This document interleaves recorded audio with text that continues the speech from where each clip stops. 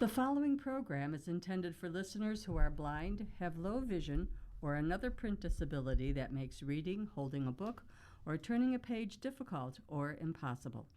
The content is copyrighted by the respective publishers. For more information, please visit us on the web at nfradioreading.org. Your Niagara Frontier Radio Reading Service now presents a reading of articles and features from the Buffalo News for Thursday, July 2nd. Your readers today are Pat Lamont and Ruth Nowotniak. We will go to our weather forecast. Mostly sunny today, breezy, very warm, and humid. The heat will be dangerous, especially for those without air conditioning. High of 89. Partly cloudy tonight, low of 74. A gusty thunderstorm tomorrow, high of 88. Saturday, a gusty thunderstorm, high of 84. And Sunday looks like mostly cloudy and humid with a high of 82. Nationally, the high was in Vidalia, Alabama at 100, and the low was at Leadville, Colorado at 29. And there's listing of 42 U.S. cities. All but 10 of them are all in the 90s and the hundreds. That's a lot of heat across this country. Our sunrise today was at 5:41, and it will set this evening at 8:58. And our weather trivia question: what is the record high temperature for the United States in July? We'll see if it's broken, huh? And the answer is 134 Fahrenheit at Death Valley, California, on July 10th, 1913. Well, that is a long way to go to catch that one, I think, but who knows? We may get there. And now we'll go to our first page news, the analysis article from Reuters. Despite some losses, Trump's power grows with justices' rulings. On Tuesday, the Supreme Court ended Donald Trump's quest to narrow who can be considered a citizen if born in the United States, a harsh loss for the Republican president. But just one day before, it handed him a form of power that the dissenting justices said even English monarchs of the past did not possess. The justices issued rulings on Tuesday in 3 important cases, as it brought to a close another momentous 9-month term heavily focused on legal disputes involving Trump and his administration. The court, which has a 6-3 conservative majority, dealt Trump 3 big losses during the term: on tariffs, birthright citizenship, and his bid to fire a member of the Federal Reserve Board of Governors. But it also continued to back his aggressive use of executive authority, vastly expanding the power of the presidency. The Trump administration has pushed a robust vision of executive power, which the court has largely embraced, George Mason University law professor Robert Luther III said. In his second term as president, Trump has pushed to expand his powers in domestic affairs and foreign policy, drawing numerous legal challenges. When these cases have reached the Supreme Court, it generally has been highly deferential to Trump, avoiding direct confrontation with the norm-shattering president on all but his most audacious assertions of executive authority. The exceptions to that general trend are cases in which the president's position was so far removed from any conceivable legal justification that the Supreme Court was unwilling to follow quite that far, or in which the Supreme Court seemed to fear serious disruption to the markets or broader economy. The Supreme Court's workload this term has been marked to an unusual degree with cases involving the president, with much of the action occurring on an emergency basis on its so-called shadow docket. In such cases, the justices often make rapid and highly consequential decisions outside their regular process, without extensive briefing and oral arguments held in public, and typically with little explanation of their legal rationale. The conservative majority backed Trump in most of these cases, letting him implement key policies while challenges to their legality played out in lower courts. In such cases during this term, the court let him carry out aggressive immigration raids that can target individuals based on their race or language, cut National Institutes of Health grants for research related to racial minorities or LGBT people, and bar passport applicants from selecting the sex reflecting their gender identities for the document. Beyond emergency cases, the court has also resolved cases in Trump's favor in the traditional manner, after extensive deliberation, briefing, and arguments, including by acceding to Trump's efforts to resist immigration. The court often has deferred to the president on matters such as immigration and national security. Last week, the court's conservatives gave Trump and his administration 3 victories over the dissent of the liberal justices, making it easier to deport people or refuse them entry, including those who have legal status in the United States. Among those rulings, the court let the administration strip hundreds of thousands of Haitian and Syrian immigrants of a humanitarian legal status protecting them from deportation. On Monday, the court's conservatives delivered a watershed ruling that some legal experts says boosts Trump's power under the U.S. Constitution more than any prior ruling in the history of the Supreme Court. They freed Trump to fire leaders at independent government regulators, placing the levers of the government's executive power firmly in his hands. In the process, the court overturned a precedent dating to 1935 in a case called Humphrey's Executor versus United States that had insulated such officials from at-will firings by a president. Overturning Humphrey's Executor for years has been a priority of the U.S. conservative legal movement. Critics of the move said the court's action will lead to further politicization of federal agencies that Congress had sought to entrust to nonpartisan experts, as well as to broader partisan swings in American regulatory policy. The dissenting liberal justices said the ruling handed too much power to the president, allowing him even to act in defiance of laws.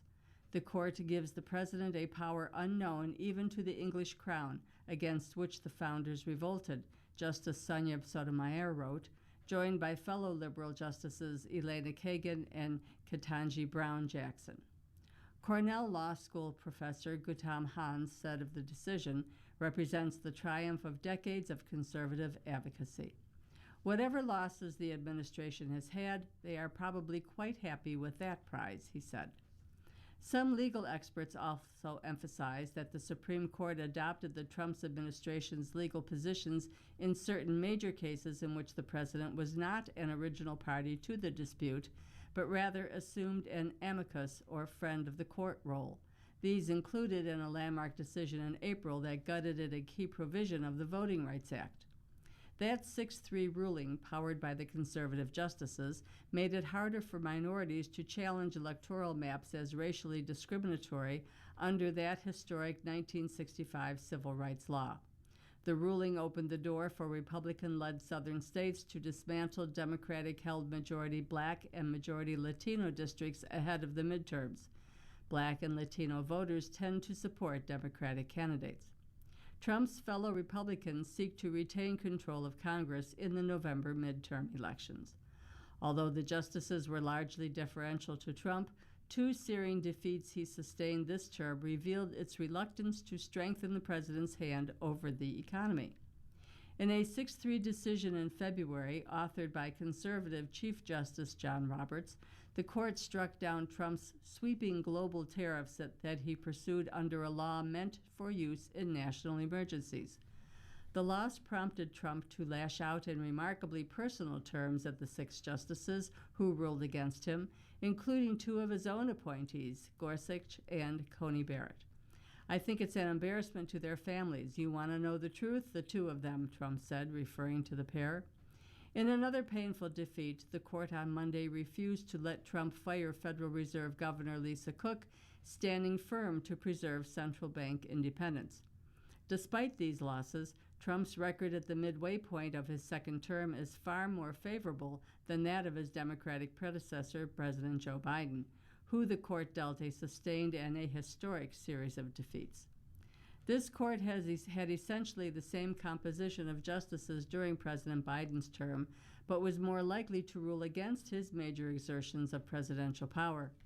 Of course, every case presents different legal arguments, but the comparison is striking.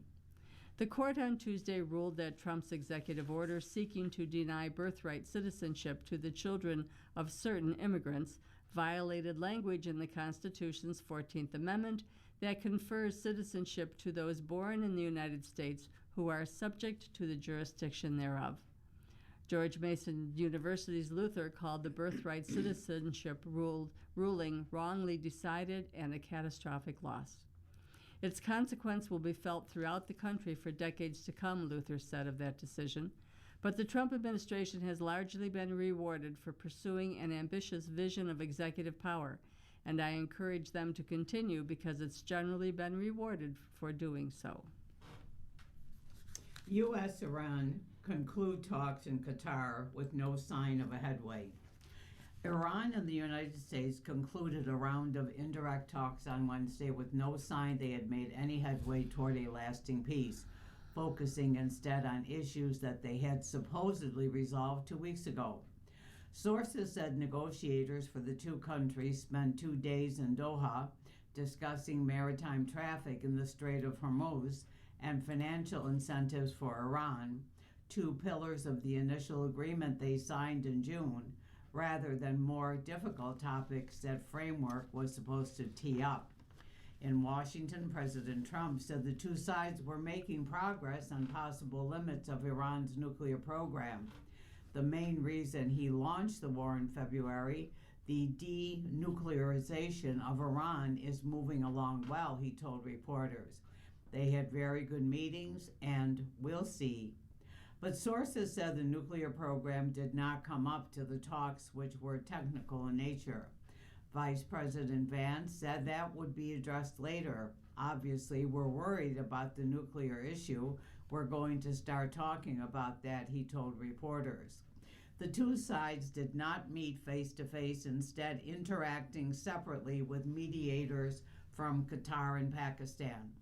Trump's son-in-law, Jared Kushner, and top U.S. envoy, Steve Witkoff, dispatched to the region for what the White House had billed as high-level talks, did not attend the sessions, according to a source who spoke on condition of anonymity. The leader of Iran's delegation, Deputy Foreign Minister Kazim Garibabadi, said talks concluded, neither side said whether they had managed to bridge their differences. The initial deal calls for Iran and the United States to allow shipping to resume through the Strait of Hormuz, which handled 1/5 of global oil and liquid natural gas before the war. Though traffic has partially resumed, the status of the strategic waterway remains unclear, and the two countries exchanged strikes last weekend following an Iranian attack on a cargo ship. Iran is determined to win international recognition of its control over the strait, even if it has to do so by force, two senior Iranian sources stated, and has repeatedly said it will assess tolls on shipping starting in mid-August after a toll-free period specified by the initial agreement expires. Trump downplayed the possibility of a return to an all-out war with Iran. I think they've come a long way, he said. Oil prices fell to their lowest level in 4 months following Trump's comments, and analysts cut their price forecast for the first time since the war began. Iran's state media said on Wednesday a foreign container ship had run aground in shallow waters outside the shipping route designated by Iranian authorities. Hormuz continues to reopen, but it's patchy, unpredictable, and not fully transparent, said Vandana Hari, founder of oil market analysis provider Vanda Insights. Several European countries have offered to help clear mines from the strait, but Germany's defense minister Boris Pistorius said he did not expect his country to participate, citing Iran's unwillingness to cooperate with other countries. You're listening to a reading of today's Buffalo News on your Niagara Frontier Radio reading service. The time is approximately 15 minutes past the hour, and we will go to our editorial piece, Athletic Connections. Labyrinth, a themed pre-dinner tasting experience in Allentown, was always meant to be more than just a meal, and founders Bethany Halbrich and Cameron Sinclair are delivering on that promise. As the News' Francesca Bond observed in January, their space is more of an experiment or community center. But their mission to bring people together in new and unusual ways, as worded in another recent story, has even deeper meaning and purpose than that. Sinclair has connected his Allentown venture with another passion, a sports-based project known as Football for Life, which, as the News' Catherine Fitzgerald reported, has made a meaningful impact, including in communities across war-torn Ukraine. It is a moving story of Sinclair's love of soccer and how, with program-led Liam Sullivan, Football for Life repurposes discarded artificial turf from across Europe, particularly Sinclair's native United Kingdom, to build adaptive sports facilities in conflict and crisis areas. The result has been a remarkable endeavor of building pitches, fields where soccer matches are played, for displaced kids and other groups. In the run-up to the World Cup earlier this month, Football for Life was recognized by the Veterans Coalition International, a U.S.-based nonprofit with partners around the world. The recognition came at a Salute to Bravery Awards in London for the nonprofit's work in Ukraine, where the organization has placed a particular focus on veteran amputees. Some of those veterans help in building pitches, creating what Sinclair described as a really nice circle. That circle returns to Buffalo, where Sinclair and Halbrich will schedule pop-ups at Labyrinth on occasion, such as Labyrinth FC in May for the Champions League semifinals. Proceeds from specific pop-up events go to Football for Life, and Labyrinth also contributes some of its surplus funds. Indeed, it is a full circle stretching from Labyrinth in Buffalo's Allentown neighborhood to communities in Ukraine and back again.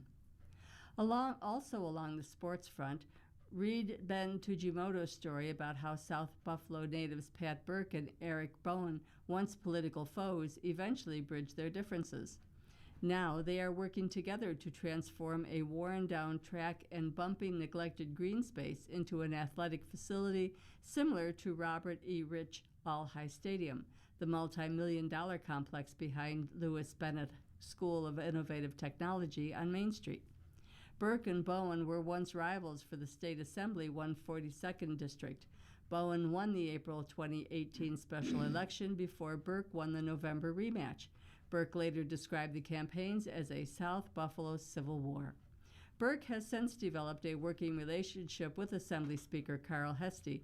Earlier this month, Burke secured $2.5 million in state money to increase the scope of the project to include a turf field and a new track surface. For the past 6 months, Bowen has been South District Representative on the Buffalo School Board. He has committed to rehabilitating the Jack Donahue Memorial Track and the field it surrounds, a city-owned green space behind Southside Elementary. No official plans have been finalized, and more preparatory work remains, but the two South Buffalo natives, once political foes, now friends who reconnected through meetings at local restaurants and their work at the Buffalo Irish Center, have made it their joint mission to bring the project to completion for their community. Another Voice on Business, written by Damon Piatek as President and CEO of Piatek Customs and Logistics in Tonawanda. The article is Help for Importers Who Deserve Tariff Refunds. For importers across Western New York, especially companies tied to cross-border trade, manufacturing, and distribution, the current IEEPA refund process represents a meaningful chance to recover money that should be returned to them. But as refunds move through the system, confusion is creating an opening for unnecessary fees and high-pressure tactics. Companies are being told they need to pay a significant percentage of their refund to access money that belongs to them. Some are being charged to prepare information that can be generated directly through ACE, the system importers already use to manage customs entry information. Others are being told that every entry must be reviewed before any filing can occur, or that additional procedural steps are required. The most important point is also the simplest. Importers do not need to pay a third party a large percentage of their refund simply to access their own money. U.S. Customs and Border Protection has a process for handling these refunds, and importers should be cautious of anyone who presents unnecessary complexity as if it were a requirement. Many importers have already been led down the wrong path. Some were advised to suspend liquidation. Others were urged to litigate prematurely or file unnecessary protests. Those strategies may have sounded aggressive, but for many businesses they have created delay instead of resolution. The refund process is active. Importers are receiving funds directly from CBP. That should bring confidence, but it should also bring clarity. The safest path is not necessarily the loudest one. It is the one that follows CBP's procedures, avoids unnecessary filings, and keeps the importer's interests at the center of the process. Importers may still need help understanding the process, organizing their information, or determining next steps. But that help should be transparent, compliant, and proportionate. Before agreeing to any refund arrangements, importers should ask the correct questions. What is required by CBP? What can be done directly through existing systems? What fees are being charged and why? And are the supposed steps necessary? Importers have already paid enough. They should not have to overpay again to recover what is rightfully theirs. And our editorial cartoon is from Mike Lukovich of the Creator Syndicate. It is one frame. It is a house that has U.S. elections written on it.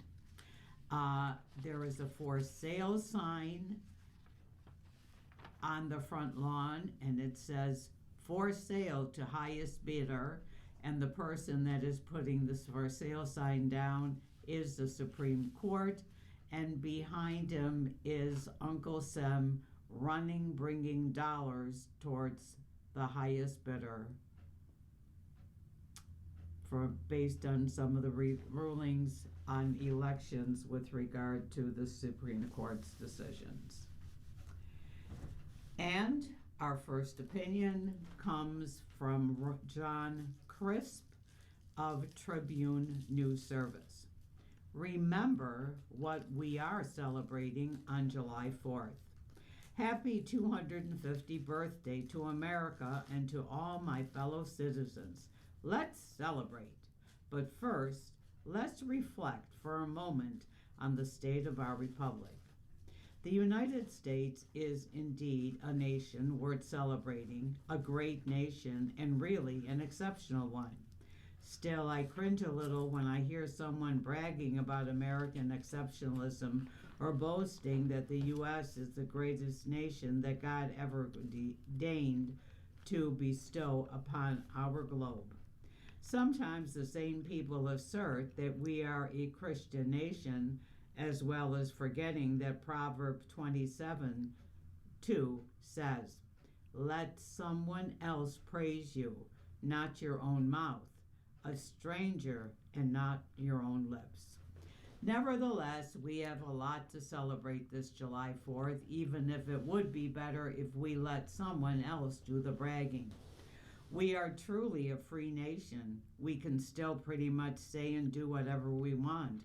For example, I'm proud of the fact that desecrating our flag and other national symbols is seen as a legitimate, if unseemly, form of protest in our country. If we object to national policies, the Supreme Court has held that we can express our objection by burning the flag. We can also use it for a doormat, turn it into a swimsuit, or patch our jeans with a scrap of the flag. This isn't the case everywhere. In France, an offender can be fined for up to 7,500 euros. In Germany, a flag burner can be imprisoned for 3 years. In Mexico, it's 4 years.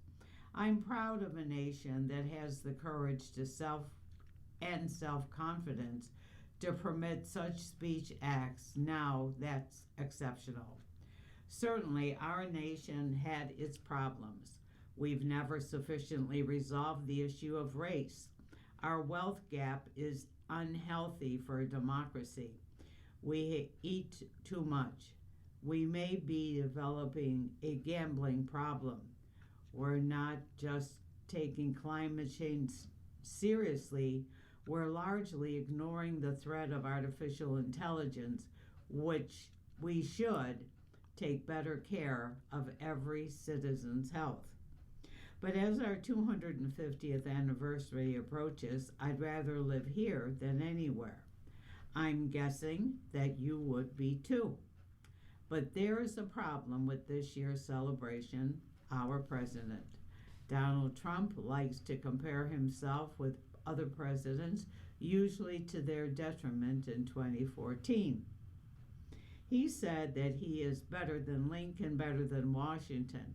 He's compared himself favorably to William McKinley and negatively to Herbert Hoover.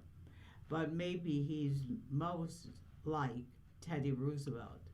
Here's what his daughter, Alice Roosevelt Longworth, said about TR. My father always wanted to be the corpse at every funeral, the bride at every wedding, and the baby at every christening.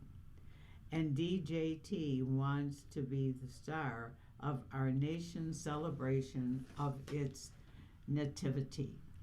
When several performers bowed out of the planned National Birthday Bash, Trump said, I am thinking about bringing the #1 attraction anywhere in the world, the man who gets larger audience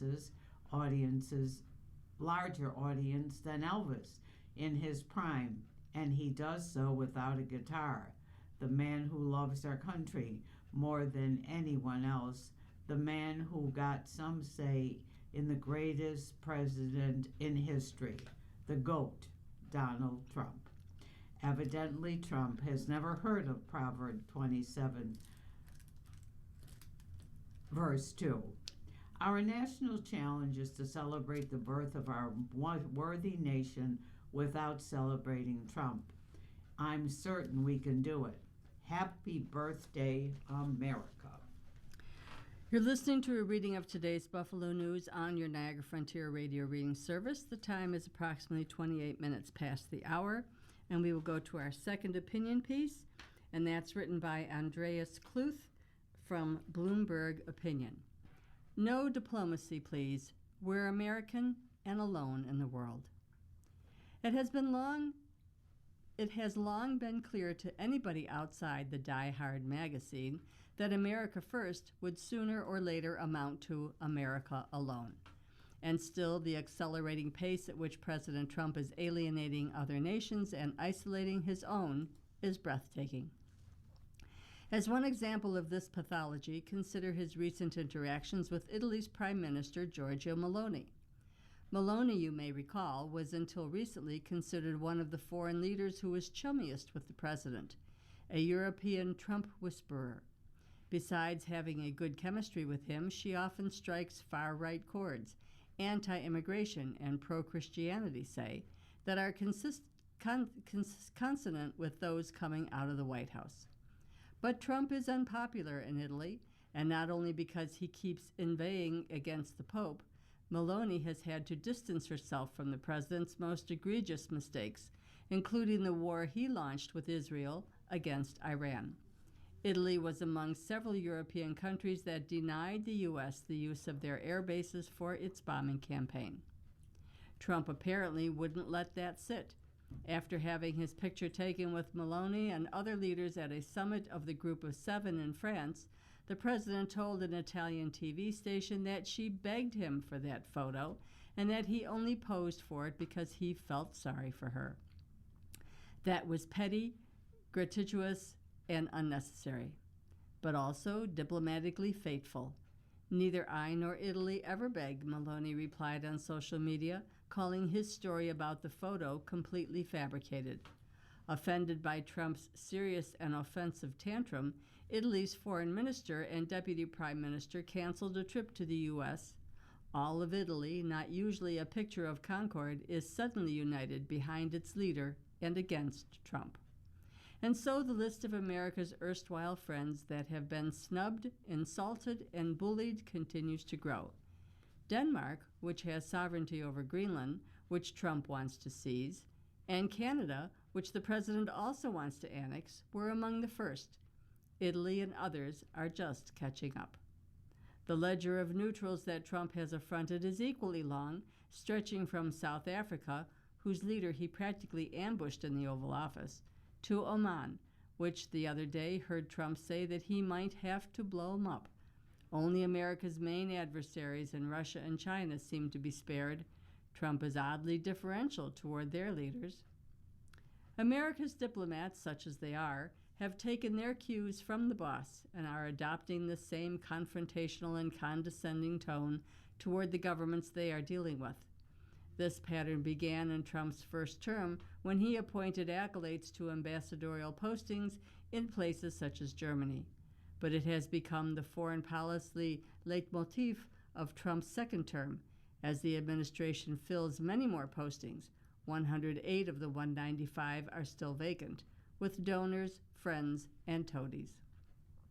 France, America's oldest ally, has already summoned the American ambassador to Paris twice, the diplomatic equivalent of a reprimand, and was snubbed both times when he didn't show up.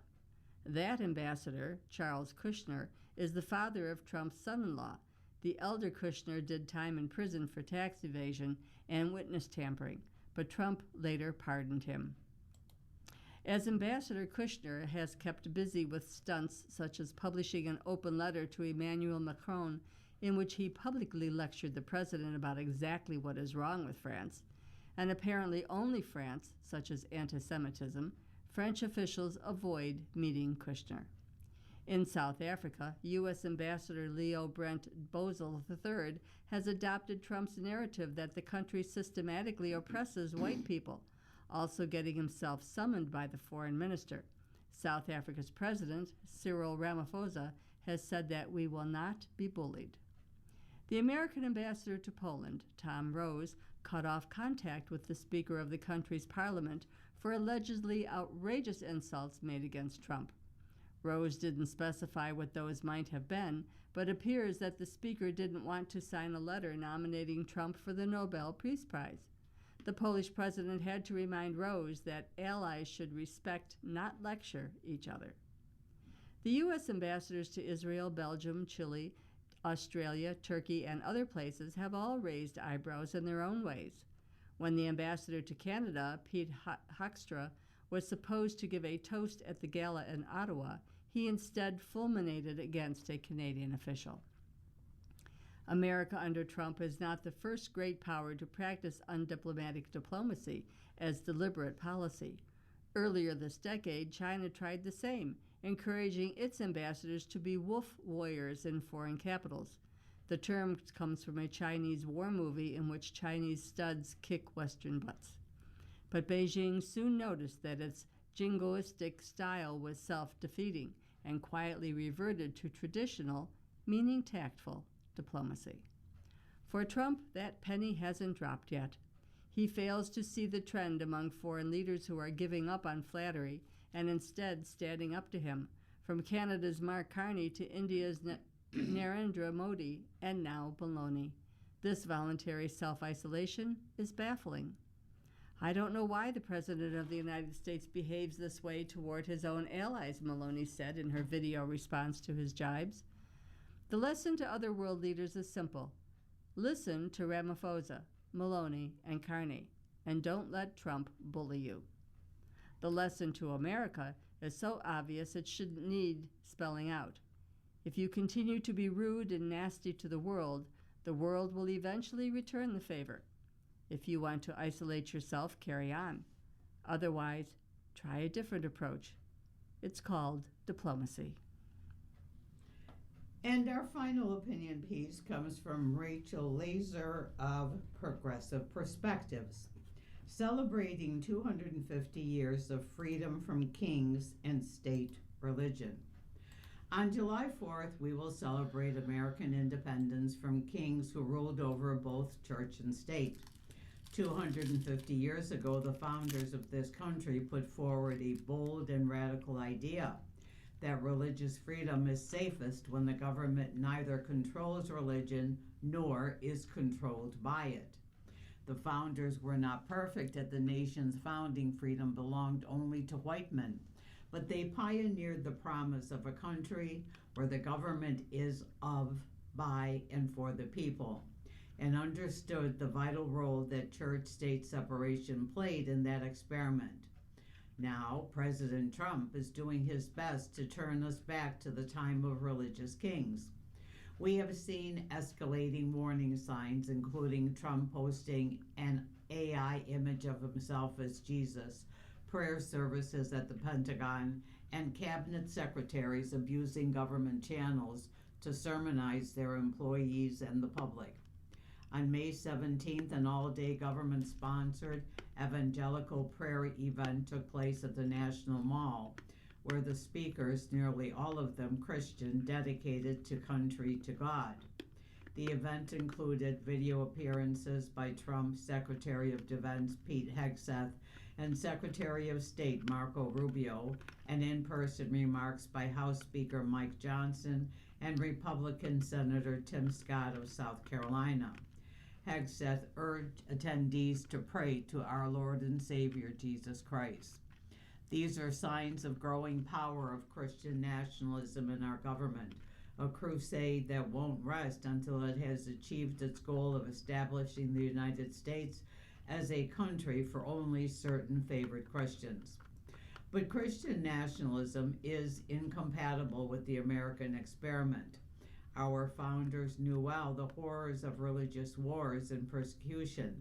They understood that church-state separation was key to our new democracy. Christian nationalists often point to the Declaration of Independence references to the divine to support the myth that America was founded as a Christian nation. But when it came to establishing the legal framework for their new government, the framers were clear. The government derives its just powers from the consent of the governed, not from any king, clergy, or higher power. The Constitution contains no mention of God and separates religion from the state.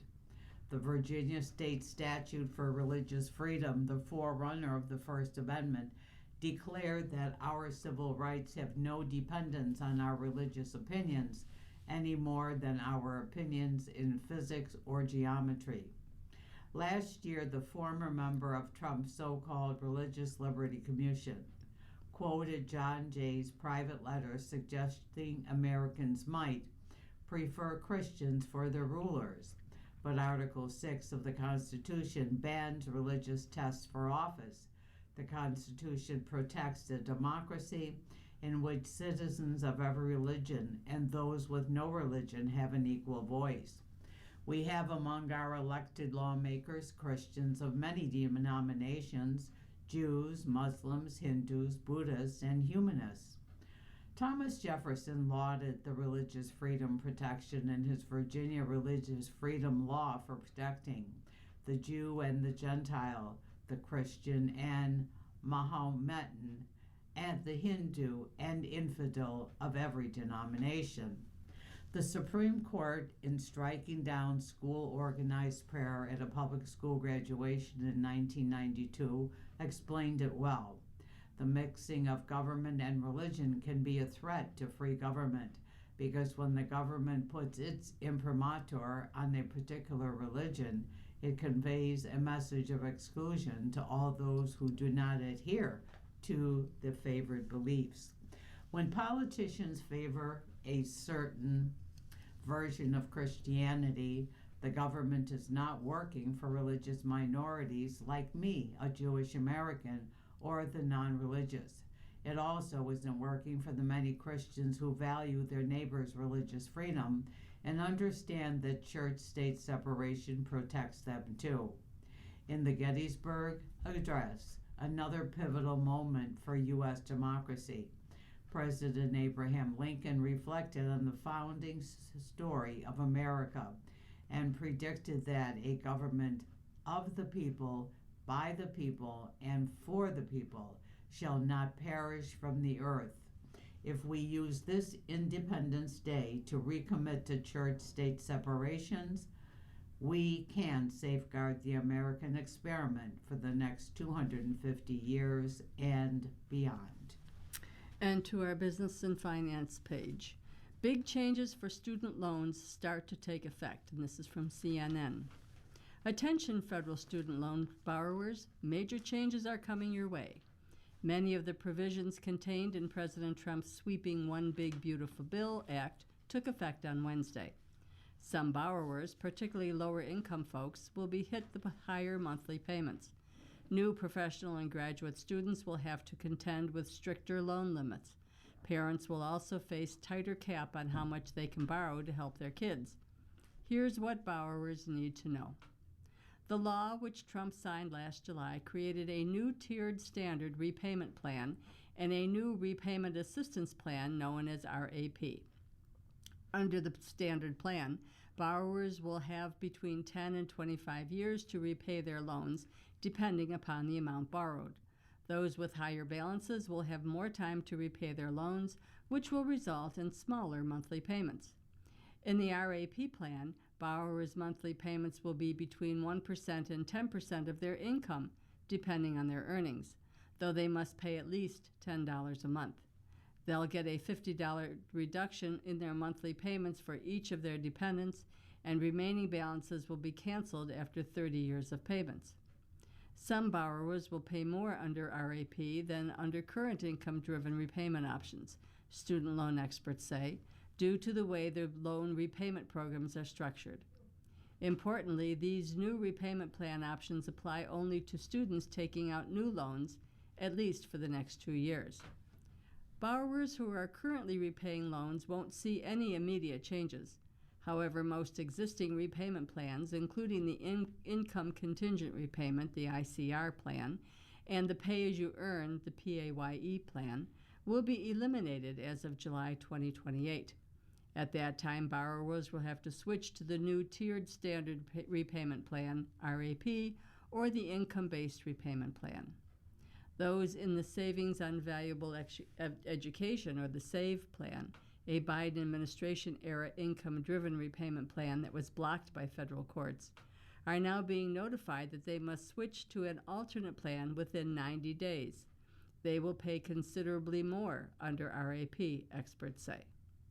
New 2026 graduates have the option of selecting the new RAP or Tiered Standard Repayment Plan, but also have access to existing repayment options until July 2028. Graduate school students will no longer be able to borrow up to the cost of attendance for their programs.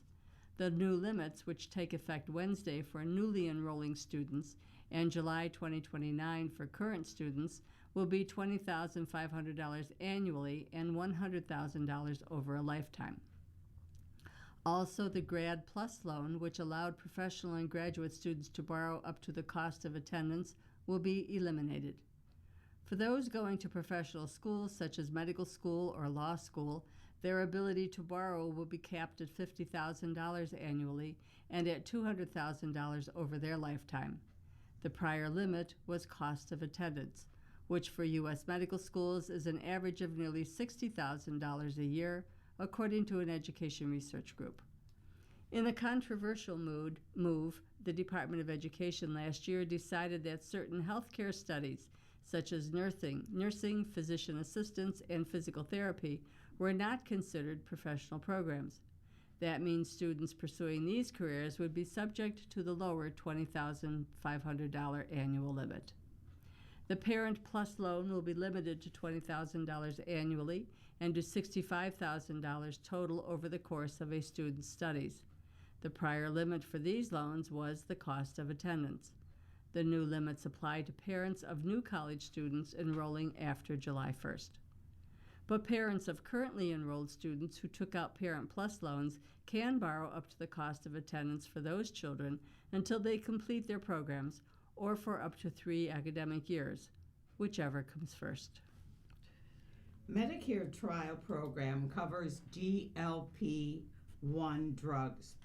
Millions more Americans can now qualify for obesity medications at just $50 a month under a new Medicare program that started Wednesday, bringing the highly effective drugs to people ages 65 and older at an affordable price.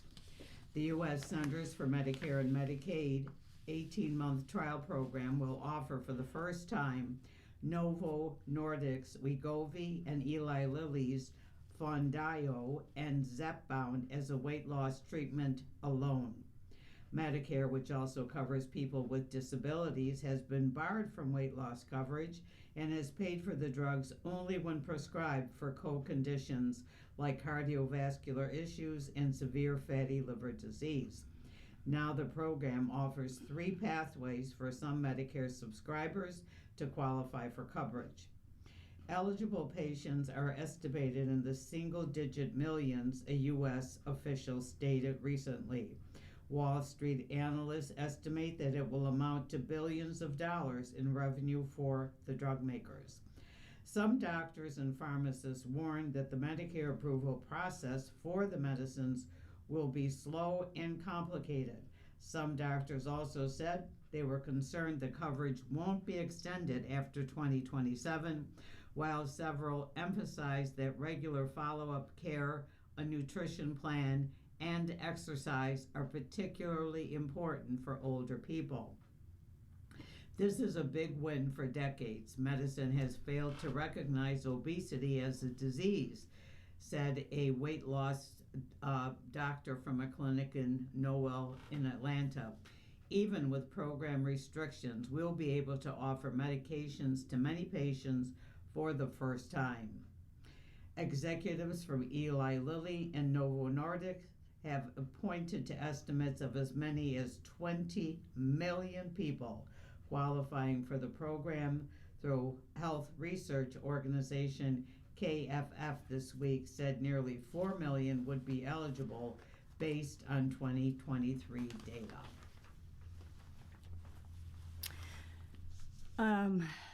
Sorry. As part of our newspaper reading, we now present the day's death listings. If you need further information on any of these names, call us at 716-821. That's 716-821. And we only have one death listing from the area, Stengel, Donna M., Nee Krieger. The other 2 are national and international. Nationally, Victor Willis, the Village People singer who co-wrote some of the band's biggest hits, including YMCA, has died at 74. He was born in Texas, but a San Francisco native, grew up around gospel music in his minister father's Baptist church. As a young musical prodigy, Willis said he joined in sessions with Dizzy Gillespie and his band in high school. The Ballads opened for the Temptations. After school, he moved to musical theater and Broadway, performing in Hair, which led to runs in The Two Gentlemen of Verona and The Wiz. In 1977, French producer Jacques Morali asked him to sing on a collection of disco tracks under the project name The Village People. The sessions went so well that Morali asked Willis to front the group. And internationally, the ubiquitous British actor Michael Byrne has died. The Shakespearean performer who appeared in films including A Bridge Too Far, Braveheart, The Saint, Harry Potter and the Deathly Hallows Part 1, and Gangs of New York was 82, according to The Guardian. U.S. movie audiences largely recognize Byrne for his role as Nazi Colonel Ernst Vogel in 1989's Indiana Jones and the Last Crusade. He rivaled Harrison Ford's famous title character. He also played the elderly version of the dark wizard Gellert Grindelwald in the Harry Potter series. If you need further information on any of these names, please call us at 716-821-5555. That's 716-821-5555.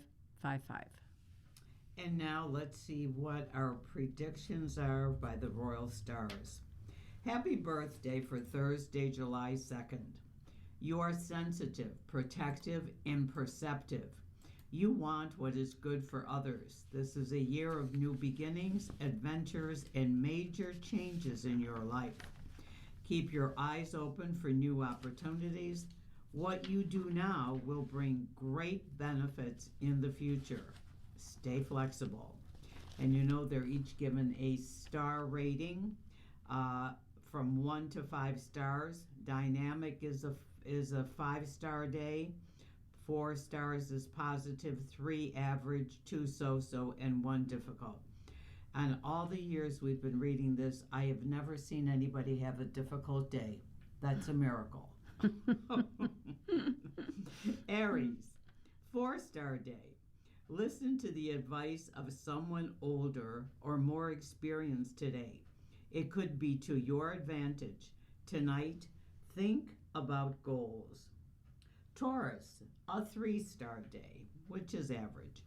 Today, you're high vis. People notice you more than usual. However, this also means that some people know personal details about your private life. Tonight, be modest. Gemini, a 4-star day, which is positive.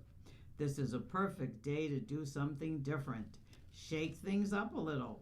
If you can't travel, then be a tourist in your own city, which can be enlightened and fun. Read books, see films, and talk to people who can broaden your world. Tonight, explore. Cancer, you are fortunate because the sun is in your sign, which will help any discussions about shared property, taxes, debt, or inheritances. Go in your favor today. Tonight, check your finances. Leo, a 3-star day, which is average. Today, a conversation with a partner, spouse, or close friend will focus on practical matters, perhaps related to travel, publishing, legal, or medical issues. Tonight, schmooze. Virgo, a 3-star day. You'll be productive at work or with any task that you set for yourself because you're in a practical frame of mind today. Tonight, get organized. Libra, a 4-star day. A practical approach to sports, taking care of kids, planning for vacations, as well as making art will give you results today. Tonight, playful socializing. Scorpio, a 3-star day. Family discussions will be productive today. You might talk to a parent or older family member or a number of relatives. This could relate to long-range plans for the home or for a family member. Tonight, relax. Sagittarius, a 4-star day. This is the perfect day to learn or study something new because your mind is focused and you will pay attention to detail. You will more easily retain what you're learning. Tonight, study. Capricorn, a 3-star day. You'll be careful about your spending today. An older family member might have advice for you. Tonight, check your belongings. And Aquarius is a 4-star day. Today, the moon is in your sign, which gives you a slight advantage over other signs. Things will tend to go your way. Tonight, you're strong. And Pisces, a 3-star day. Keep a low profile today. Rest if you can. This is a playful, fun-loving time for you, but it's also a productive time because employees and friends are supportive to you. Tonight, enjoy privacy. And today in history, on this date in 1698, Thomas Savery filed a patent for a fire engine, which was a new invention for raising of water and occasioning motion to all sorts of millwork by the impellent force of fire. The world eventually saw it renamed and repurposed as the steam engine. And in 1776, the Second Continental Congress voted unanimously to adopt a resolution proposed by Richard Henry Lee to cut ties with the Kingdom of Great Britain, and that the colonies of right ought to be free and independent states. And in 1865, William Booth and his wife Catherine established the Christian Mission, later known as the Salvation Army, in London's East End. In 1881, President James Garfield was shot by Charles Guiteau at the Baltimore and Potomac Railroad Station in Washington, D.C. Although he initially survived the shooting, his condition worsened and he succumbed to his injuries 2 months later. In 1900, the first Zeppelin, the Luftschutz Zeppelin, or LZ, took to the air over Lake Constance near Friedrichshain, Germany. And in 1937, Amelia Earhart and navigator Fred Noonan left the Lae airfield in Lae, Papua New Guinea, as part of their attempt to fly around the world, and they were never seen again, disappearing over the Pacific Ocean.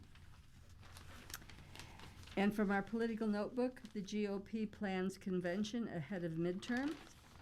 President Trump said Tuesday that he and his fellow Republicans will stage a convention in Dallas in September to rally voters for the party's candidates ahead of the November's midterm congressional elections.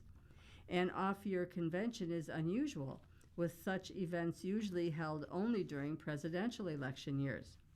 Republicans are under pressure to hold on to control of Congress for Trump's final 2 years in office, and worry that voter unease over the economy and Trump's decision to go to war with Iran could hurt their efforts.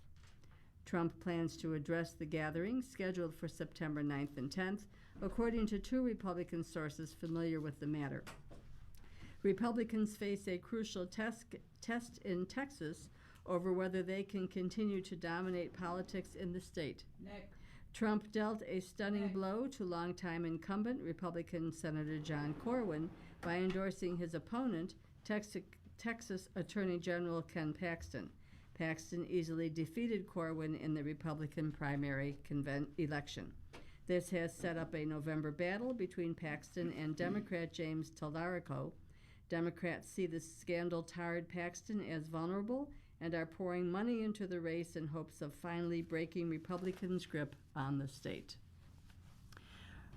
You're listening to a reading of articles and the Buffalo News for July 2nd on your Niagara Frontier Radio Reading Service. We'll return for more readings after this short break. Your readers today are Pat Lamont and Ruth Nowotniak. If you're listening to this publication online, you're probably using our website, a podcast player like Spotify or iTunes, a streaming service like Siro, or a smart speaker. Did you know that we now have a dedicated app that can be downloaded to any mobile device, like a smartphone or tablet, for free? App users can conveniently access our live stream and any episode of our podcast easier than ever. To download the app, just type NFRRS in the search window in the Apple App Store or in the Google Play Store. Contact us anytime if you have any questions by calling 716-821-5555, extension 5. Thank you.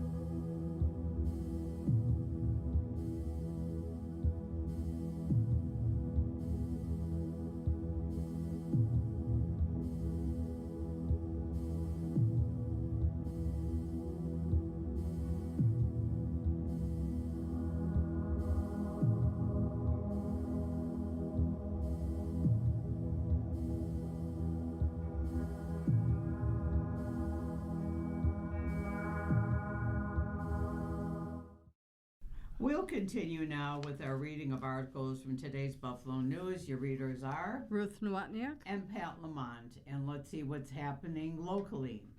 Pedestrian sky bridge will link DLW and Arena.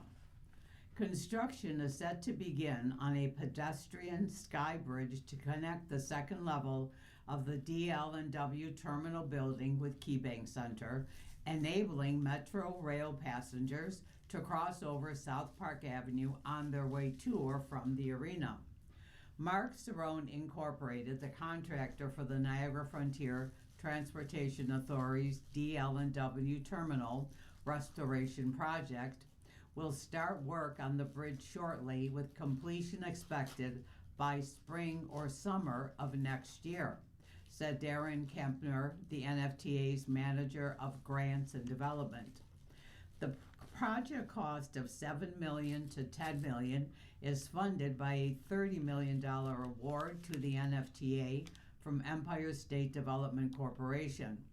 The project is part of the NFTA's larger effort to redevelop the historic but long underused DNL train shed building along the Buffalo River, constructed more than a century ago but closed to the public since 1979. The terminal hadn't been utilized for more than train storage and maintenance until the NFA renovated part of the lower level into a new Metro Rail station that opened last fall, marking the new southern terminus of the city's light rail line.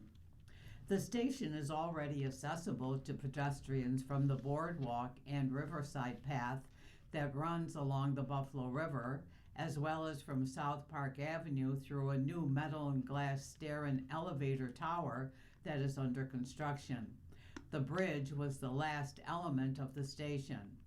However, the rest of the building remains in limbo, as a planned private redevelopment of the vast second floor into a public market, entertainment venue, and gathering space anchored by new glassmaking studio is on hold because of a dispute between the NFTA and developer Samuel Severino. The NFTA also still has to complete extensive structural roof, decking, and shoreline work. Jamal sells Roycroft Inn and Mansion on Delaware for $6.5 million. This is by Jonathan Epstein, who's a new staff reporter. 4 years after buying the first of two high-end boutique hotels, developer Douglas Jamal has sold the Tony Mansion on Delaware in Buffalo and the Roycroft Inn in East Aurora, as he seeks to get out of the hotel business locally to focus instead on major ventures like the Statler. Jamal said late Tuesday that his Douglas Development Company had sold the two elite establishments to Corning-based Visions Hotels for $6.5 million. That's a profit of $2.5 million from what he paid to buy the mansion and Roycroft in November 2022 and April 2024, respectively. He bought the mansion from City Inn Buffalo for $3 million following the death of co-founder and lead owner Dennis Murphy, and he acquired Roycroft for just over $1 million from the Margaret L. Wendt Foundation, which had effectively owned it for 35 years but had long sought to find a buyer. Now he's turning them over to an experienced hotel management company rooted in upstate New York with 66 hotels in all, 61 in New York, 3 in Pennsylvania, and 2 in New England. They range across the mid-scale and upper-scale spectrum of hospitality, covering 16 different national brands from the Hilton, Marriott, Holiday Inn, and Best Western portfolios.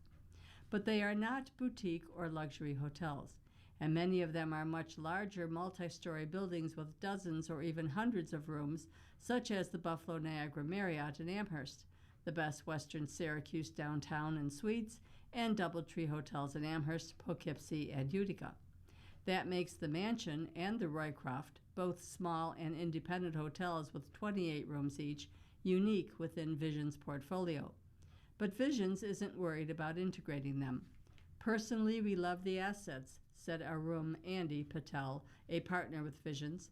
They're great historical buildings and smaller hotels, so we believe we can focus very heavily on the service. and he called their independent nature a benefit. We know how to run hotels in our company, and we can excel in service. But when it comes to a brand has a lot of restrictions, Patel said. You cannot do anything you want in a branded hotel.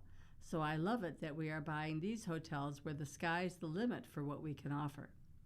Patel said the 2 hotels are well run with long-tenured employees, so Visions doesn't plan to make any major changes to either hotel, which will retain their management and staff. You don't need to replace anybody because they're all great staff, he said. There is very few times we take over a hotel and they have this good staff. The company will invest in a few smaller amenities such as better internet service and better televisions to allow guests to stream content. But otherwise, Patel said, we want to keep it the same. He also sees the 2 hotels as training grounds for his own son and daughter. Patel, 63, said he started in the hotel business when he was 25, the same age as his son now. I wanted him to join the business, and this was a great way to introduce him to it, and it's great for him to learn the best service with these 2 hotels, Patel said. We already have a great staff, so he's going to work alongside them. His son has already worked as a bartender and a restaurant server and will now start as a restaurant manager at the Roycroft. Meanwhile, his daughter will take on responsibilities at the mansion. For Jamal, the deal ends his efforts to save, stabilize, and improve the 2 specialized hotels after acquiring them from owners who needed to sell. The deal resulted spontaneously from a 5-hour dinner meeting between Patel and Jamal just 3 weeks ago. We felt comfortable after we met, Patel said. We were not interested in smaller hotels, but after we looked at it, we loved it. In both cases, Jamal seized an opportunity to step in and help, much as he did when he rescued the Statler after the death of former owner and restaurateur Mark Croce in a helicopter crash. But the 2 unique hotels proved to be more of a distraction for Jamal, especially when he tried to repaint the Roycroft's earth tone colors of green, red, and yellow into black and white instead, not knowing about the storied history of the colors. He also fought for an assessment reduction on the Roycroft. At the same time, Jamal is narrowing his focus in Buffalo after a multi-year buying spree that left him stretched too thin when economic conditions turned against developers and made it too costly to pursue the projects he had planned. He's sold the Boulevard Mall in Amherst, the Curtis Malt House on Niagara Street, and the former Buffalo News buildings in downtown Buffalo, while exiting the Richardson Hotel and putting other properties up for sale. I want to concentrate my efforts on where it makes a big difference, which is the Statler. That's the one that really changes Buffalo, which is what my objectives were, he said. I really want to not spread myself out. The world has changed dramatically since COVID. He still owns the Hyatt Regency Buffalo Hotel, but if the right situation comes along, I'm going to sell the Hyatt as well. It's not my business, he said. I bought the Hyatt to save the convention center.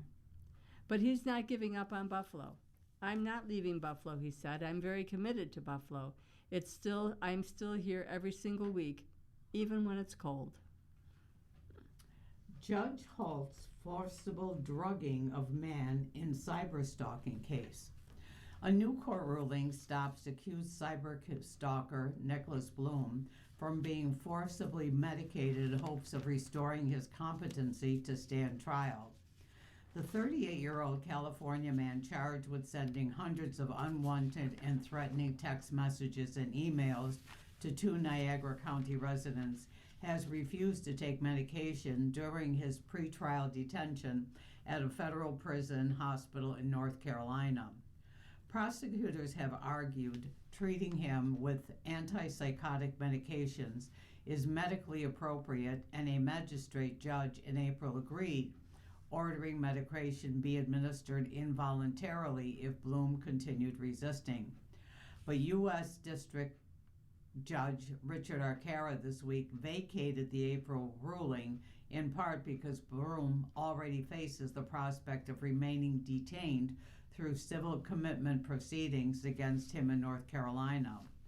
The probability that Bloom will be civilly committed significantly undercuts the governmental interest in prosecuting him, since even without prosecution, Bloom will likely remain in government custody for the foreseeable future, Arcara said.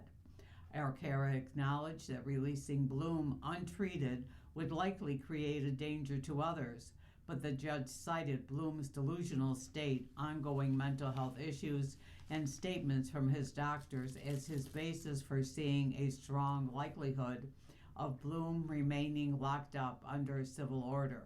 Civil proceedings have already started in North Carolina.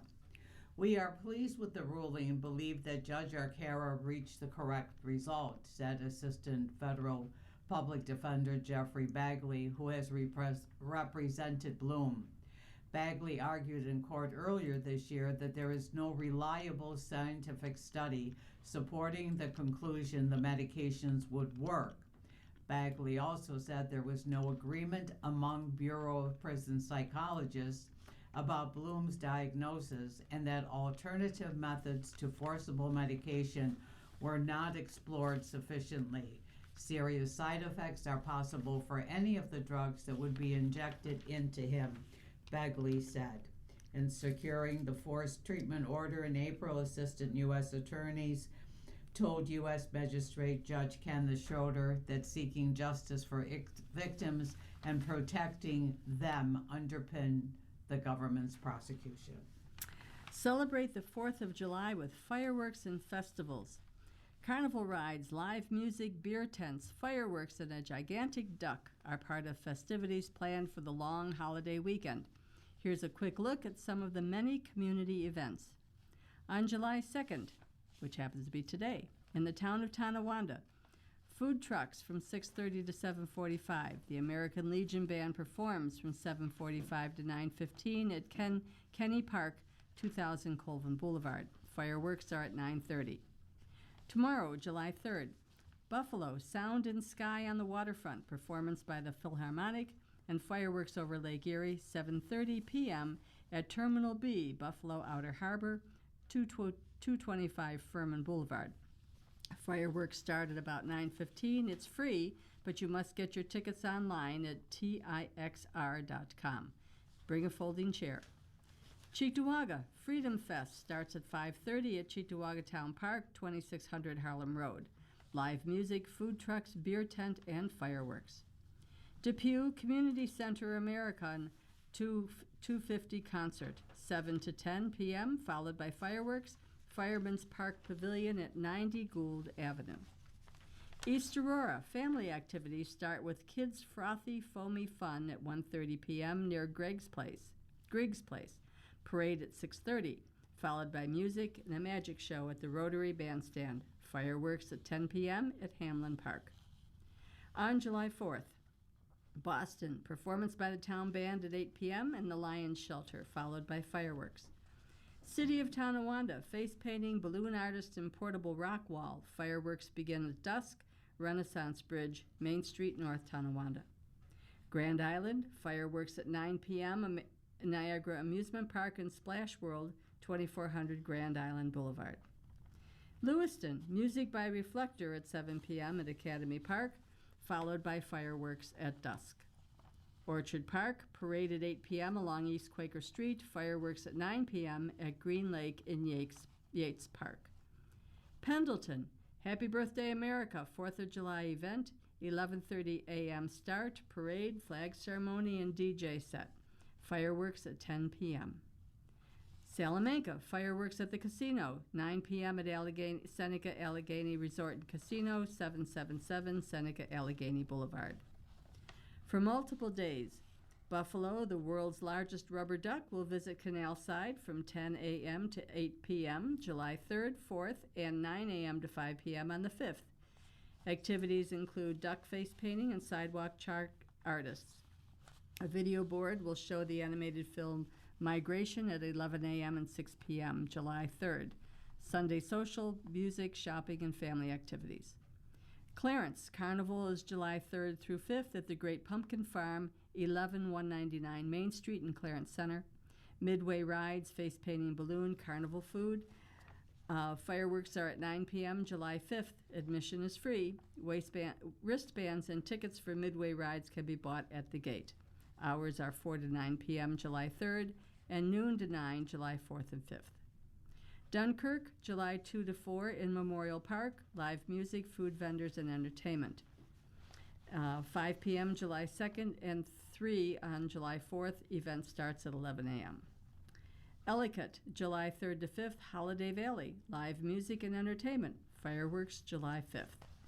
Lancaster, July 2nd to 4th in Cayuga Creek Park, West Main Street in Lancaster. Rides, music, entertainment, kids' activities, and games. Carnival hours are 4 to 10 p.m. on the 2nd and 3rd. On the 4th, events start with a flag-raising ceremony at 7:30 a.m. in Fireman's Park with a parade at noon. Carnival from noon to 10 p.m. and fireworks at 10 p.m. From Lockport, holiday events are planned July 3rd through 5th. Parade at 6 p.m. July 3rd down Locust Street. All-day party on the 4th. Activities from 11 a.m. to 10 p.m. at Wide Waters Grill at 767 Market Street. On July 5th, music, food trucks, vendors, and fireworks. Niagara Falls, July 4th of July weekend festival starts at noon on July 3rd on Old Falls Street. Music, entertainment, activities, food trucks, and vendors daily. Festival hours are noon to 10 p.m. on July 3rd and 4th, noon to 6 p.m. on the 5th. Fireworks are at 10 p.m. on the 3rd, and nightly after that at Niagara Falls State Park. And at Olcott, on July 3rd, Olcott hosts a fireworks concert with music by Big Easy Street Big Band from 7 to 9 p.m. at Gazebo Park, followed by fireworks at 10. You are listening to a reading of the Buffalo News on the Niagara Frontier Radio Reading Service. The time is 18 minutes after the hour, and we will go on to sports. Sabres make some minor moves, bring back Sherry and Gilbert. The Buffalo Sabres weren't necessarily prolific players in the opening hours of the NHL free agency period on Wednesday. They didn't necessarily have a reason to be. The Sabres already made a splash when it came to trades and signings in recent days, including shipping right wing Alex Tuch to Washington in a sign and trade transaction, and then sending defenseman Bowen Byram and left wing Jordan Greenway to Chicago and defenseman Michael Kesselring to San Jose in separate trades in late June. The Sabres signed 5 players on the first day of the NHL free agency period, including a few familiar names. Connor Sherry, a forward who enters his 12th NHL season, signed a 1-year contract worth $850,000. He scored 7 goals with 11 assists in 62 games last season with the New York Rangers and played for the Sabres from 2018 to 2020. Dennis Gilbert, defenseman and a St. Joe's graduate, signed a 1-year contract worth $850,000. Gilbert played 25 games with Buffalo in 2024-25 before he was sent to Ottawa as part of the trade for Josh Norris in March 2025. He played in 8 games with the Senators and played in 37 AHL games with Lehigh Valley and Belleville last season. Trevor Kuntar, a Williamsville native who attended Canisius, signed a 2-year, 2-way deal, but financial terms were not disclosed. Kuntar scored 21 goals with 16 assists in 70 games with Rochester and played in 1 NHL game last season after signing with the Sabres last summer. After the first hours of the free agency period, Kekalainen reiterated that the Sabres aren't done yet. We're still open for business, he said. If there's an opportunity to make our team better, by no means we're desperate to add anything right now. He needs to be a perfect fit, both from role, playing ability, whatever. We talked ad nauseum with Coach Lindy Ruff about what we may or may not need, and if it's a perfect fit and also financially and cap-wise fits into our system, then we're open for business. Hairston excited to have more competition, and this is Jay Skirtsky, News Staff Reporter's article. Brandon Beane turned heads after the NFL draft when the Buffalo Bills president of football operations and general manager said he believed cornerback was on the team's biggest position of need heading into the annual selection process. Given that Beane had paid out a massive extension to Christian Benford during the 2025 offseason and used his first-round draft pick on Kentucky cornerback Maxwell Hairston, antennas were certainly raised after his comment. They only went up even more after being traded up in the second round to draft Ohio State's Davison Igbinosun. It begged the question, with a new defensive coaching staff, had Hairston probably fallen out of favor after an injury-plagued rookie season? Not a chance, according to new cornerbacks coach Jay Valai.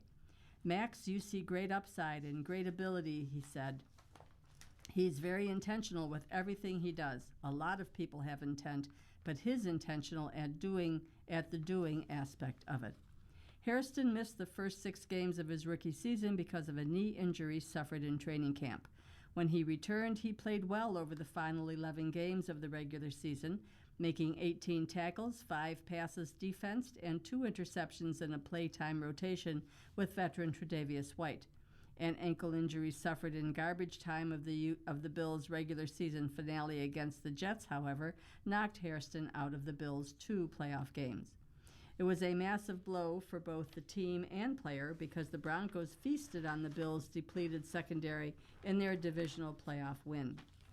Missing significant time early in the season and then not being available when the games mattered most tested Hairston as much mentally as it did physically.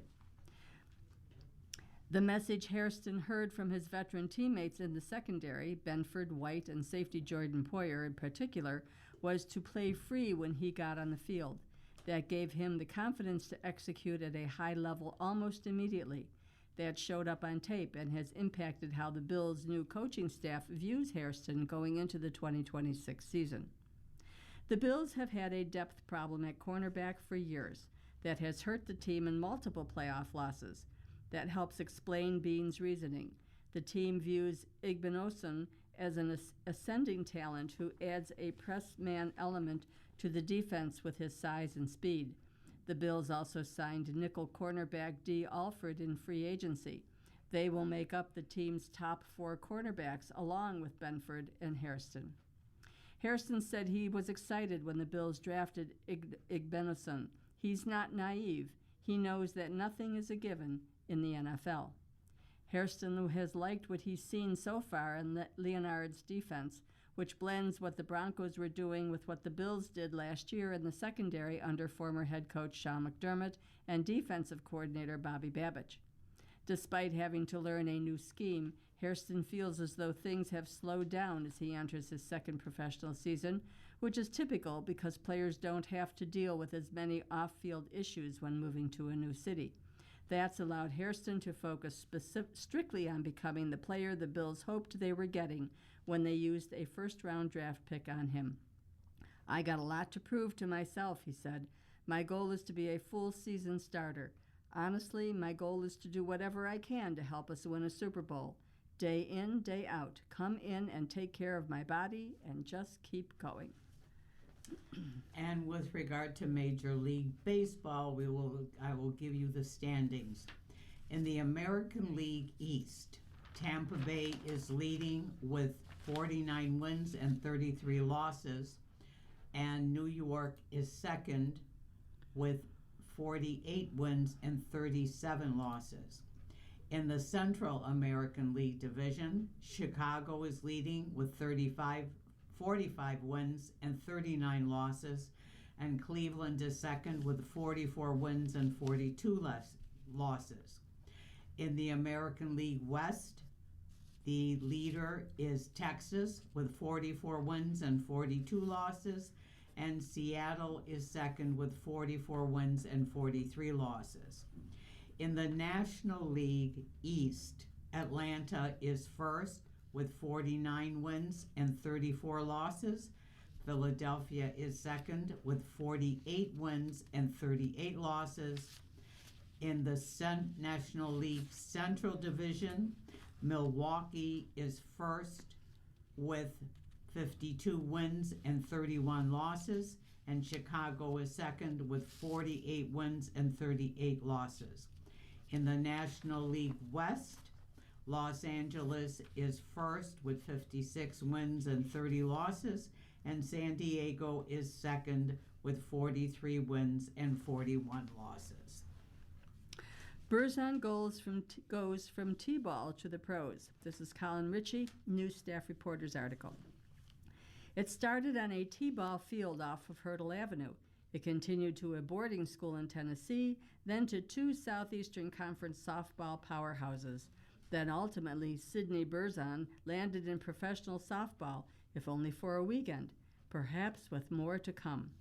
Burzon, a Buffalo native and recent University of Oklahoma graduate, made her professional softball debut with the Texas Volts in the Athletes Unlimited Softball League earlier this month.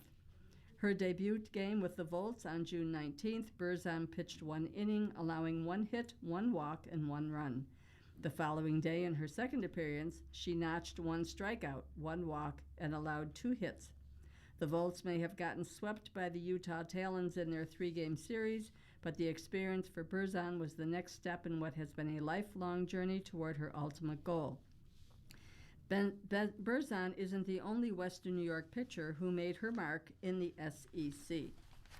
Clarence graduate Ella Harrison was the top pitcher on a struggling Auburn team this season, going 11-14, with a 3.87 ERA and 153 strikeouts. Narden graduate Aaron Newer went 15-1 with a 0.99 ERA at Tennessee, leading the Lady Vols to the Women's College World Series. Also behind the plate, Williamsville East grad Ella Wesolowski caught 57 games at Florida this spring. The Gators lost to Texas Tech in the NCAA Super Regionals. You are listening to a reading of today's Buffalo News on the Niagara Frontier Radio Reading Service. The time is 28 minutes after the hour, and let us see what kind of advice Eric is providing today. Dear Eric, on Mother's Day, I received a voicemail on my cell phone from my sister-in-law. It evidently was a butt call that recorded my brother, sister-in-law, and two of their friends having a good time drinking and bad-mouthing me. In the voicemail, my sister-in-law told their friends that her husband's sister was a piece of work, to which my brother responded, "She's nuts." They both said that they need an interpreter to translate my text messages because once in a while I misspell a word or two. They were rolling in laughter during the entire voicemail at my expense. They said several not so nice things about me. All of a sudden during the voicemail, my sister-in-law said, "Wait." She must have noticed her phone had called mine and the conversation ended. This did not sound like things my sister-in-law would say. She goes to Bible study and professes to be a religious person. But of course, they were drinking and their friend said, "I think I'm drunk." This voicemail hurt me very much. My husband and I will be at a family gathering in a couple of weeks, and my brother and sister-in-law will also be there. Should I just say hi and go on, or should I drop a hint about the voicemail? She may not have realized that her phone was leaving me this message. I decided to do nothing at this time, but I want her to know that I received the voicemail message. How do you suggest that I handle this? Hurting. Dear Hurting, what an awful thing to hear. I'm so sorry. If you want her to know what you heard, dropping a hint probably won't be enough to fix what needs fixing. Instead, consider calling her up and telling her what you heard and how it impacted you. It need not be an accusatory. You can simply tell her the facts, that this is what was recorded and this is what I feel about it. Hopefully she does the right thing, apologizes, and makes amends. so that you can try to establish a relationship that's more rooted in trust and respect. It won't all happen in one phone call. But by addressing this in advance of the gathering, you'll know where you stand and be better prepared to see her. You may decide that you two need not speak at the gathering. That's fine. This will take time to heal, but if you hold it in, you risk losing out on any enjoyment you might have with the rest of the family. Dear Eric, my friend drives me crazy. All of her life, she has made bad decisions. She is 73 years old and cannot retire because she has no financial stability. She has lived with James for 12 years. She told him early on she was looking for marriage. Marriage has not happened. He's been good to her in many ways. He's taken her on vacations all over the world, but guards his finances. She has no rights of survivorship to his estate. She can remain in his house for 3 months after he dies, and then it has to be sold and his daughters get everything. She's on her own. The rest of her life decisions are equally convoluted and not in her best interests. She loves to whine, but doesn't make any changes to protect herself. It all came to a head when James' daughter's husband had a severe mental illness and committed suicide. His death was tragic on many levels. She told me some private information about him that appalled me. There was a horrific crime involved. She did this after he died. To me, she crossed the line when she did that. I didn't need to know any of it. She did this because I felt very bad for him, and she wanted me to know that he was no angel. I resented her for doing that, so I told her it was time for me to bow out, and I have ended my relationship with her. I miss her, but I also feel she can't be trusted if she needs to do that posthumously to make her point. What do you think about this turn of events? Lost friend. This relationship was breaking apart long before she shared the private information with you. So while trust is a major issue, it's clear from your letter that you just don't agree with the way she lives her life or the choices she makes. As a result, this friendship is misaligned. It's natural to miss a friend, but you should ask yourself what would be difficult if you tried to reconcile if nothing changes. Your opinion on her actions more likely to end up with the same result. Rescuers dig for quake survivors amid shouts. Silence. This is from Reuters.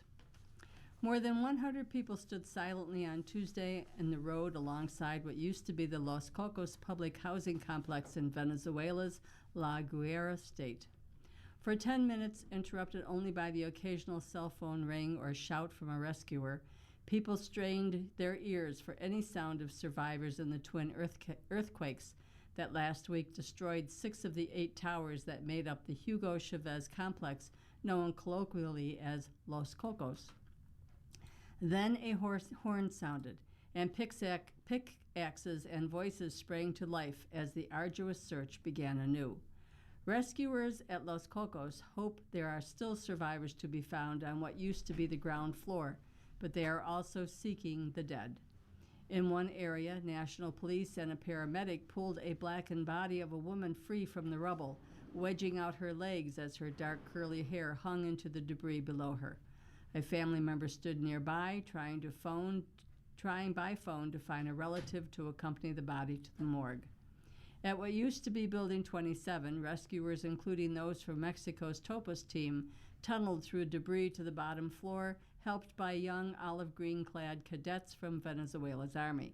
Silence, a voice rang out from another nearby tunnel, and fists shot into the air, a signal for quiet. After a few minutes, a man at the top of the mound shouted, "There are people." The digging resumed.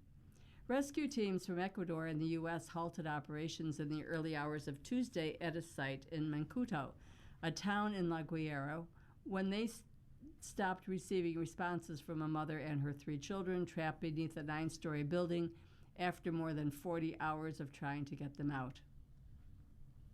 Unfortunately, things haven't developed favorably as he stood amid the rubble after cutting through 4 concrete slabs of the building in an effort to locate the victims.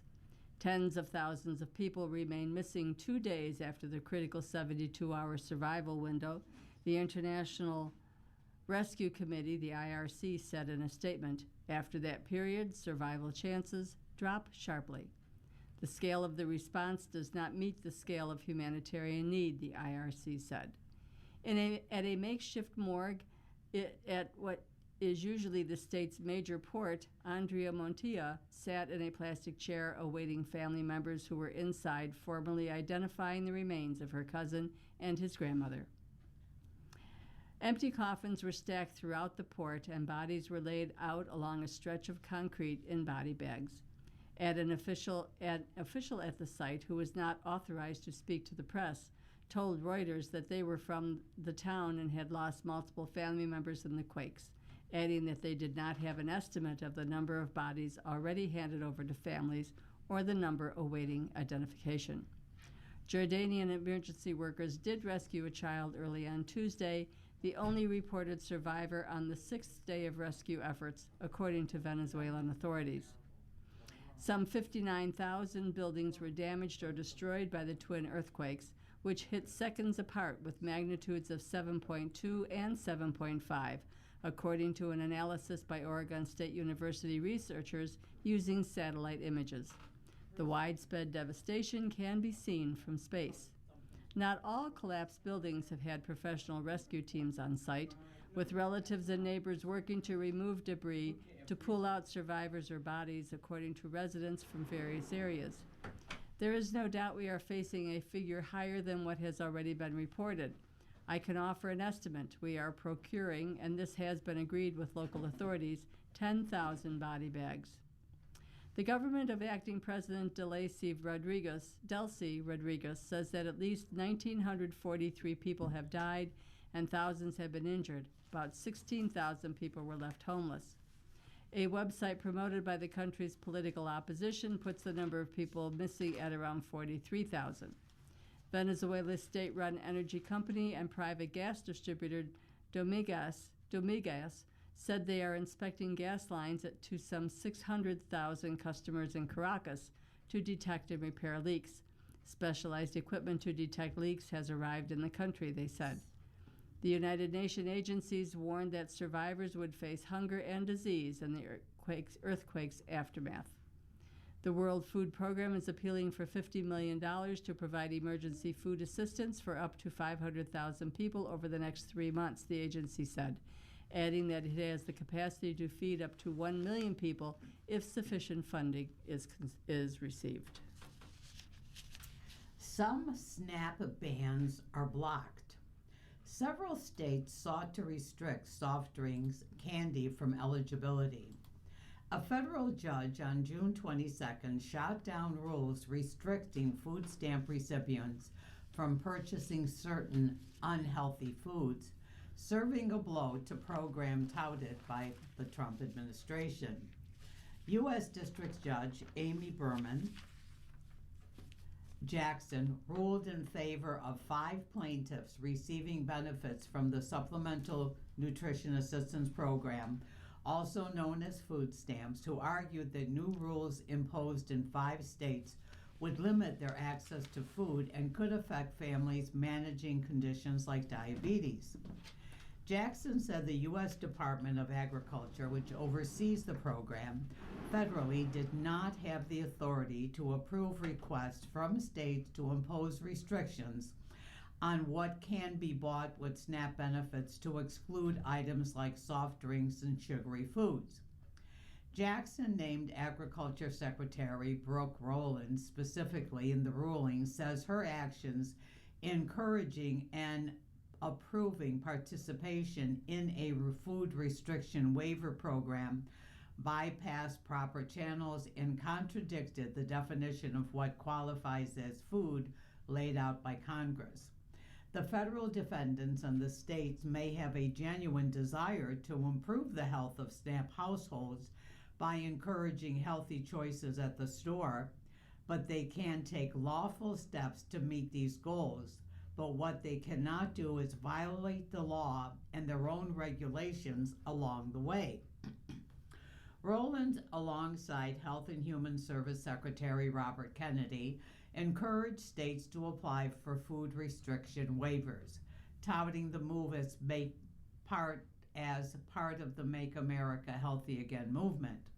States were further incentivized to take up the effort to restrict the purchase of non-nutritious items like soda and candy, per the USDA, when Kennedy made federal funding for rural health contingent upon applying for food restriction waivers. Implementing such restrictions on what can be purchased with SNAP benefits based on what is healthy was a popular topic among politicians across the aisle for years, though critics said there is little evidence such rules would improve health outcomes and expressed concerns about inconsistent and subjective definitions for nutritious and healthy. The court's ruling is a major step in restoring essential food assistance to the millions of families that rely on SNAP nationwide, said an attorney for the National Center for Law and Economic Justice. The USDA defended the program after the ruling and implied it would move forward with attempts to restrict the program. The idea that taxpayer funds should not be used to purchase junk food should not be controversial, the USDA said in a statement to Reuters. Rules shut down. The ruling applies specifically to pilot programs implemented in 5 states. While waivers are specific to each state, they largely restrict the purchase of sugary items like soda and candy. Each has a different definition of what items are banned. Before the ruling, Colorado banned SNAP users from purchasing soft drinks. Iowa banned soft drinks, sweetened drinks, candy, certain sweetened foods, and other prepared food items. Nebraska banned the purchase of soda, soft drinks, and energy drinks and planned to add candy. Tennessee banned them from buying processed foods and beverages such as soda, energy drinks, and candy. West Virginia banned the purchase of soda. Jackson's ruling applied specifically to 5 states listed above, raising questions about the enforceability of waivers in the others that applied or implemented their own restrictions. For 60 years, the USDA, under presidents of both parties, denied state requests to restrict SNAP-eligible foods, saying it could not waiver the definition of food for purchase with SNAP benefits that Congress set in law, USA Today previously reported. The Trump administration began to grant waivers last year despite no change in the law, saying it had a pilot project authority to test the effects of excluding some foods on health and nutrition. The waivers are just one piece of the administration's larger changes to the country's biggest nutrition assistance program, which supported more than 37 million low-income Americans as of March. Trump's One Big Beautiful Bill, passed in July 2025, cut an estimated $186 billion from SNAP funding through 2034, according to the Congressional Budget Office. It's also added new restrictions to the program, including expanded work requirements. Earlier in June, a separate judge blocked the Trump administration from enforcing new conditions for states to receive billions of dollars in SNAP funding, which included provisions related to immigration, gender ideology, and fair athletic opportunities for women and girls. The Center on Budget and Policy Priorities estimated that about 4 million people lost benefits between July 2025 and March 2026 as a result. At least 808,000 of those were children, based on data from 13 states. To qualify for SNAP, households must be at or below 130% of the poverty line, meaning they earn no more than 30% more than the federal poverty guideline, which in 2026 was $15,960 for a single person or $27,320 for a three-person household and $38,680 for a five-person household. A large number of recipients are elderly, disabled, or children. SNAP benefits are determined by states and funded by the USDA. Recipients must recertify regularly to maintain eligibility. Typically, benefits can only be provided for 3 months within 36 months unless additional work-related requirements apply. Approved recipients are given a finite timeline to access their benefits. Ahead of the curve. Having the bone-thinning disease osteoporosis puts you at risk for developing an excessive forward curve in the upper spine called hyperkyphosis, sometimes referred to as just kyphosis. But osteoporosis is not the only factor. Age-related degenerative changes in the spine and poor posture can also cause or worsen the condition. Plus, genetics play a role in your risk. You can't change your genes or stop the aging process. Still, even if you're destined to have hyperkyphosis, you can slow down the process or reduce it to some degree, says Nancy Capillari, a physical therapist at Harvard-affiliated Beth Israel Lahey Health. What causes hyperkyphosis? With osteoporosis, low bone density can lead to small breaks or compression fractures in the vertebrae of the spine, often in the front part of these bones. Over time, some vertebrae can collapse, causing the spine to curve forward. Shock-absorbing spacers or discs sit between the vertebrae of the spine. Over time, these discs dry out and break down a bit, explaining why we lose height as we age. The force of gravity on degenerating discs also can cause you to bend forward at the upper spine. Poor posture and weak muscles in the back and neck can also lead to spinal curvature or worsen it. If you want to minimize the chance you'll develop kyphosis later, start now to maintain your bone health. Stay up to date on bone density scans, which for women should start at 65 and for men at age 70. People with risk factors for osteoporosis should start screening earlier. Talk to your doctor about the timing. Get adequate amounts of calcium, vitamin D, and weight-bearing exercise to keep bones strong. Recommended daily intake of calcium is 1,200 milligrams mg for women over 50 and men over 70, and 1,000 milligrams for men ages 51 to 70. The recommended daily intake of vitamin D is 600 international units, or IUs, for people up to age 70 and 800 after age 70. Weight-bearing exercises are activities in which your body actively supports its weight and works against gravity, such as walking, running, dancing, and using an elliptical trainer. If you have low bone density, your doctor can prescribe medications. One of the most important things you can do sooner rather than later is to pay attention to your posture and ergonomics, Capparelli says. Don't wait for your spine to start curving. Avoid prolonged sitting. When working at a desk, take breaks about every 30 minutes. Use a chair with good back support. Don't spend long periods hunched over staring at your device. Practice maintaining an upright posture when sitting, standing, and walking. Keep your head up and aligned over your spine. The key to maintaining good posture is strengthening the muscles in the upper back, neck, and core. Doing this can also help prevent a curved spine from worsening. The stronger your postural muscles are, the easier time they'll have holding you up, she said. I often see people start an exercise program by doing bicep curls and other exercises that only work the muscles in the front of the body, she says. They don't work the upper and mid-back muscles enough, so these people get muscle imbalance, which can contribute to hyperkyphosis. A physical therapist can help you design a suitable program of exercises.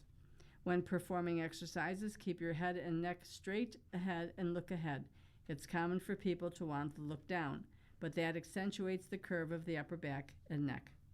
Some exercises and positions should be avoided if you have osteoporosis because they can increase the risk of compression fractures.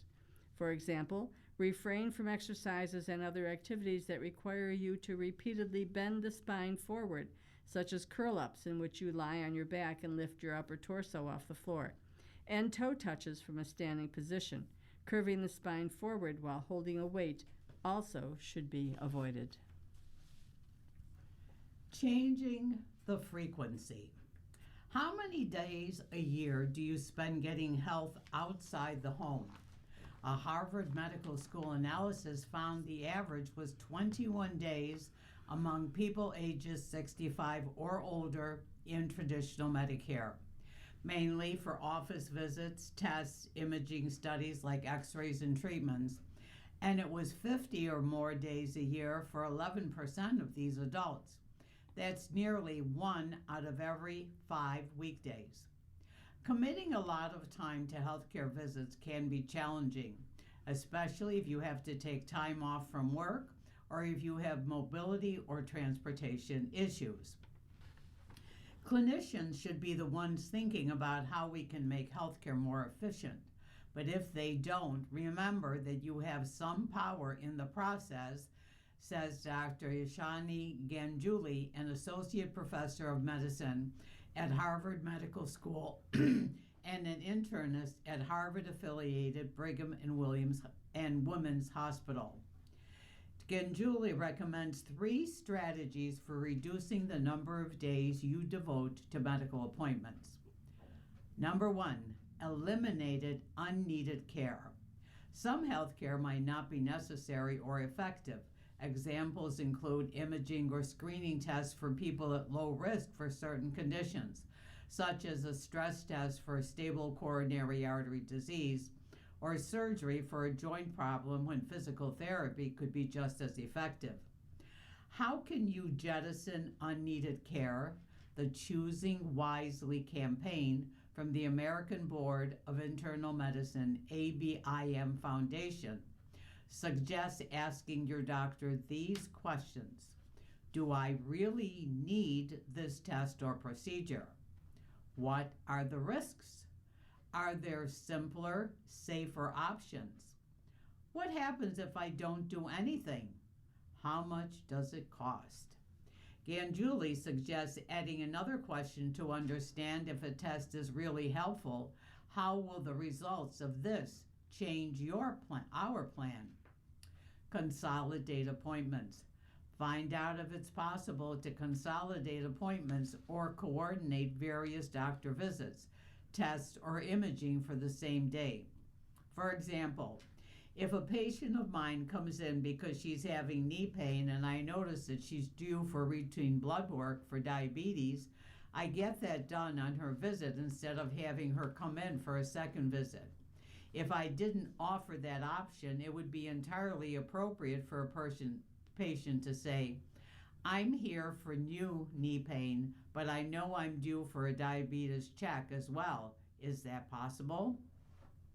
It's also appropriate to ask your doctor about new health concerns you have, even if you're there for something else. Make a list of your questions and concerns in advance so you can be as efficient as possible. Then, at the start of the visit, tell your doctor that you'd like to discuss concerns about a possible new health condition so the doctor will allow for time for your questions. Keep in mind that if you ask about a new health concern during an annual wellness visit, the doctor is often supposed to charge an add-on fee to insurance, which may require a copay. Number 3, use telemedicine. Many insurers pay for medical visits conducted via telephone or video call. The technology can be used in place of many types of appointments that would normally happen in person, such as mental health care visits or routine follow-ups for diabetes or high blood pressure. What telemedicine doesn't always replace is the social element. Many people like seeing their doctor in person and prefer it, but I have other patients who are busy and can't or don't want to spend time getting to and from an appointment. You might feel uncomfortable about discussing the issue of reducing your healthcare visits, but the doctor urges you to speak up for yourself. Many people have obstacles to coming to the office or hospital, such as getting time away from your work or finding transportation. Don't be hesitant to tell your doctor about such problems and to seek ways to make fewer offer visits. Dr. Ganjuli notes, doctors mean well, but they aren't always aware how hard it is for people to go in for a visit. It's within your rights to tell your doctor if it's a problem. The other thing that I think is really important, I have always found very useful, to write down what you want to talk to the doctor about, because so many times you get in there and you forget, you get distracted. That's really a good way to start. So this is all good advice. Take heed. I hope it benefits you. You've been listening to a reading of articles and features from the Buffalo News for Thursday, July 2nd. We read the Buffalo News live on weekday and Sunday mornings at 9 a.m. and rebroadcast at 4 p.m. For more information, please call 716-821-55. Your readers today have been Ruth Novotniak and Pat Lamont. Thank you for listening, and happy birthday, America, and all of us celebrate.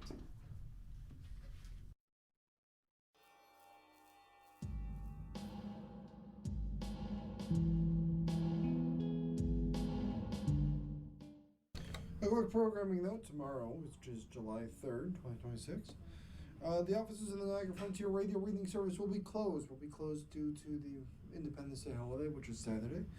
If it's a Saturday, we're closed on the Friday, etc., etc. Our programming will be a little different tomorrow.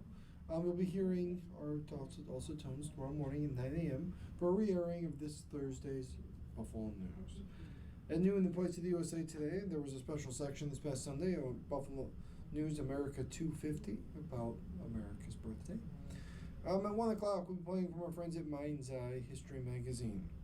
At 4 o'clock, we'll have the Thomas Jefferson Hour with America at 2:50. 5 o'clock, Person, Place, Thing, also talking about history and the early revolutionary history. 5:30, Looking Back. It's an assortment of history articles. The rest of our programming tomorrow will be the same. Saturday at 10 o'clock, Saturday night, we'll be playing our old-time radio special. This will be 6 episodes of the Bob Hope Show. Stay with us for these readings and more. We'll be back with regular Buffalo News on Sunday, but stay with us for the readings that are to come.